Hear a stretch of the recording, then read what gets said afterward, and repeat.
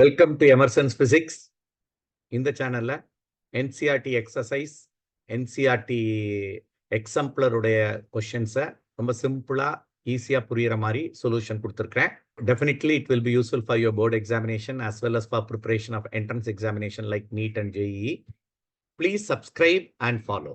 Double convex lens are measured from a glass of refractive index.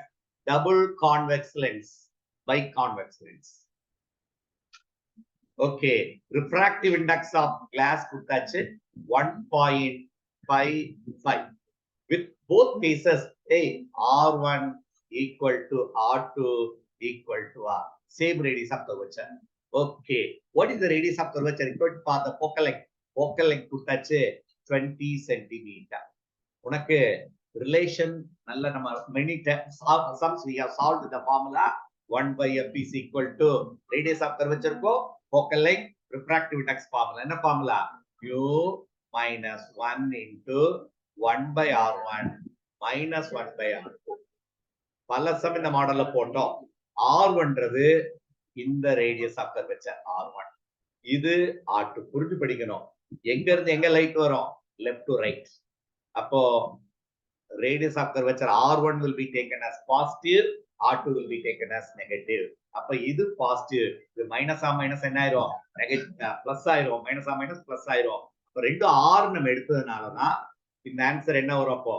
So 1 by இது மாதிரி போட்டுக்க ஞாபகம் இருக்காடா? அப்ப answer 1 by f will be equal to mu minus 1 into 2 by r. இப்ப என்ன வேணும் நமக்கு? r தானே வேணும். இப்ப r வெளியே எடுத்தேன்னா f will go to the numerator, mu minus 1 into 2f போட்டுடலாமா? அப்ப mu எவ்வளவு? 1.55 minus 1 into 2 into 20 centimeter. Answer 20 சென்டிமீட்டர்ல கிடைச்சிரும்.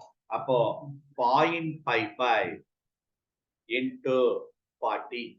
So the answer is 22 approximate 22 centimeter. Correct? So answer is 22 centimeter is the answer.